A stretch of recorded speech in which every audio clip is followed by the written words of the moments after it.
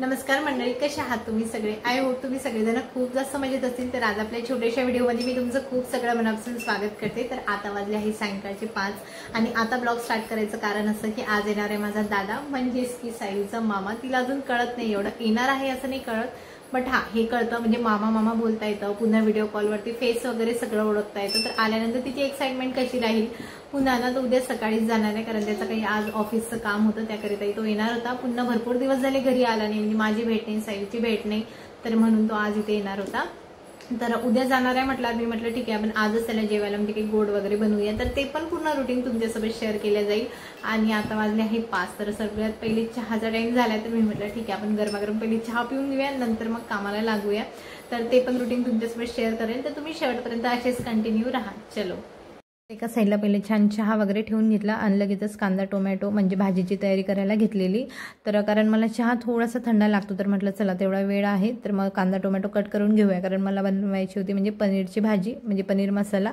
तर मी म्हटलं चला आता पहिले चहा वगैरे घेऊन घेते आणि नंतर म्हणजे पण बाकीचे आपले काम आहे ते करून घेते। पहिले खोबरं वगैरे किसून ठेवलं होतं, भाजून ठेवलं होतं, तर तेच छान मिक्सरमधून त्याची वेगळी पेस्ट काढून घेते आणि कांदा वेगळा टोमॅटो वेगळा म्हणजे सेपरेट काढते, कारण याची टेस्ट ना खूपच छान येते अशा पद्धतीने जर भाजी केली तर। कारण नेहमी मी काय करायची सगळं एकत्र काढून घ्यायचे म्हणजे कांदा टोमॅटो अद्रक लसूण खोबरं, पण ती तशा पद्धतीने केलेली भाजी याच्यापेक्षा थोडीशी कुठेतरी कमी आवडते मला। आणि ही सगळं सेपरेट जर काढलं ना याची भाजी एक नंबर टेस्ट येतं। तर म्हटलं चला यावेळेस अशा पद्धतीने करून बघूया। आणि डोक्यामध्ये हे पण सुरू होतं कारण यावेळेस मी रक्षाबंधनला नव्हती जाणार म्हणजे माझ्या माहेरी, कारण असं की त्या दिवशी माझ्या सासऱ्यांचं म्हणजे त्यांना जेव घालण्याचं असतं, म्हणजे पान वगैरे टाकत असतात, तर मग तेव्हा हे शक्य नव्हतं जाणं। आणि दुसरी गोष्ट म्हणजे दादाचं पण येणं शक्य नाही एका दिवसासाठी, त्याला लहान बेबी वगैरे आहे म्हणजे सायूवरून थोडा 4-5 महिन्यांनीच तो मोठा आहे माझा भाचा, तर मग त्याचं पण येणं एवढं शक्य नव्हतं। तर म्हटलं आता दिवाळीशिवाय काही आपली भेट होणार नाही, आता आलाच आहे अनाशय तर मग आपण राख्या वगैरे त्याच्यासोबत पाठवून देऊया, कारण नेहमी तर मग कुरिअर वगैरे आपण ते करतोच, पण आता आलाच आहे तर म्हटलं चला। आणि पुढच्या महिन्यात त्याचा बड्डे पण होता म्हणजे माझ्या भाच्याचा, तर म्हटलं चला आता त्याचं गिफ्ट म्हणजे रक्षाबंधनचं वगैरे हे त्याच्यासोबतच पाठवून देते। तर ते पण डोक्यामध्ये सुरू होतं कारण पॅकिंग वगैरे थोडीशी बाकी होती माझी गिफ्टची।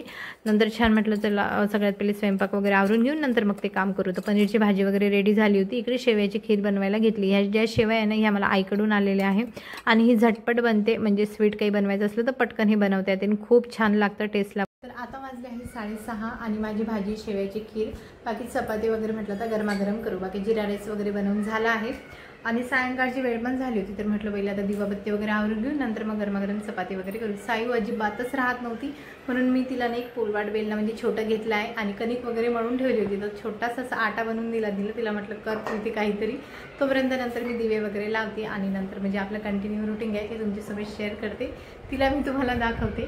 तर तिला ना हे मी छोटं पोलपाट बेलनं घेतलाय, तर म्हटलं ठीक आहे हे तू घे, छोटासा आटा दिला आणि मग ती त्याच्यामध्ये थोडीशी बिझी राहते, माझ्यासारखं असं लाटून बघायला बघते पण ती काही एवढं परफेक्ट जमत नाही, तिचं ते पण खेळण्यात बिझी राहते।